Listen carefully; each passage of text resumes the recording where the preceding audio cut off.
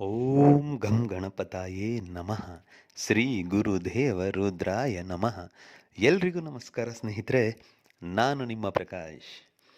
ಸ್ನೇಹಿತರೆ, ಇಂದು ನಾನು ನಿಮಗೆ ಒಂದು ಮಂತ್ರ ತಿಳಿಸ್ಕೊಡ್ತೀನಿ ಸ್ನೇಹಿತರೆ. ಈ ಮಂತ್ರ ಪಠನೆ ಮಾಡಿದರೆ ಅವರು ಎಂಥ ಸ್ತ್ರೀ ಆಗಿದ್ರು ಸರಿ, ಎಂಥ ಹಠಮಾರಿ ಆಗಿದ್ರು ಸರಿ, ಹುಚ್ಚಿಯಾಗಿ ಇಲ್ಲ ಹುಚ್ಚರಾಗಿ ಪುರುಷ ಇಲ್ಲ ಸ್ತ್ರೀ ನಿಮ್ಮ ಹಿಂದೆ ಬರ್ತಾರೆ.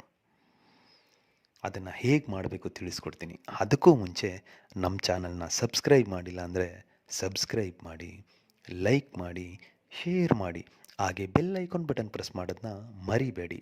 ಮತ್ತು ವಿಡಿಯೋ ಪೂರ್ತಿ ನೋಡಿ, ಆವಾಗೆ ನಿಮಗೆ ಅರ್ಥ ಆಗೋದು.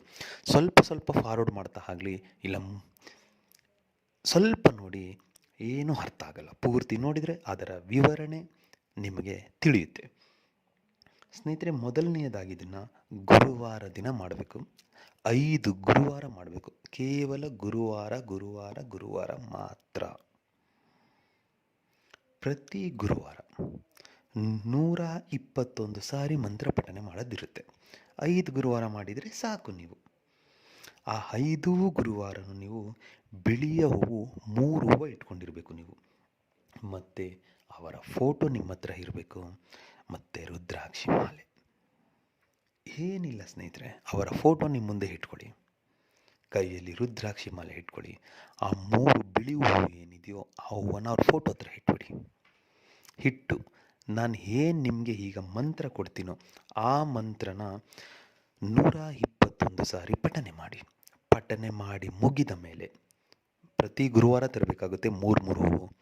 ಪಠನೆ ಮುಗಿದ ಮೇಲೆ ಆ 3 ಹೂವನ್ನು ತಗೊಂಡು ಹೋಗ್ಬಿಟ್ಟು ಯಾವುದಾದ್ರೂ ದೇವಸ್ಥಾನಕ್ಕೆ ಅರ್ಪಿಸ್ಬಿಡಿ.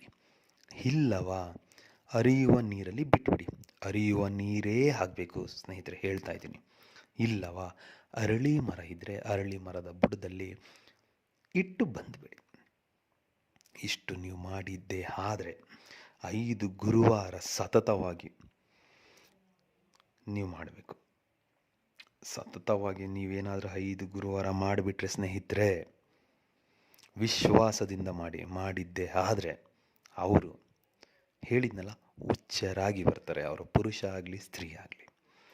ಅದಕ್ಕೆ ಮಂತ್ರ ಹೀಗಿದೆ: ಓಂ ತ್ರೋಂ ಜಾಗ್ರತಂ ರೀಂ ದೇವಿ ಮಂ ಹಮ್ಮುಕಿ ಸಮ್ಮೋಹಂ ಸಿದ್ಧಿಂ ಕುರು ಕುರು ಸ್ವಾಹ. ಮಂತ್ರ ಇನ್ನೊಂದು ಸಾರಿ ಹೇಳ್ತೀನಿ ನೋಡಿ ಸ್ನೇಹಿತರೆ.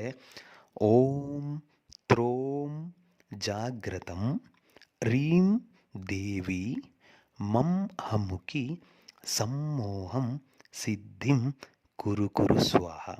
ಅಮ್ಮುಕಿ ಅನ್ನೋ ಜಾಗದಲ್ಲಿ ಸ್ತ್ರೀ ಇಲ್ಲ ಪುರುಷ ಯಾರು ಬೇಕಾಗಿದ್ದಾರೆ ಅವ್ರ ಹೆಸರನ್ನು ಸೇರಿಸ್ತಾ ಮಂತ್ರ ಪಠನೆ ಮಾಡಿದರೆ ಖಂಡಿತ ನಿಮಗೆ ರಿಸಲ್ಟ್ ಸಿಗುತ್ತೆ. ಮಾಡಿ ಸ್ನೇಹಿತರೆ, ಎಲ್ಲರಿಗೂ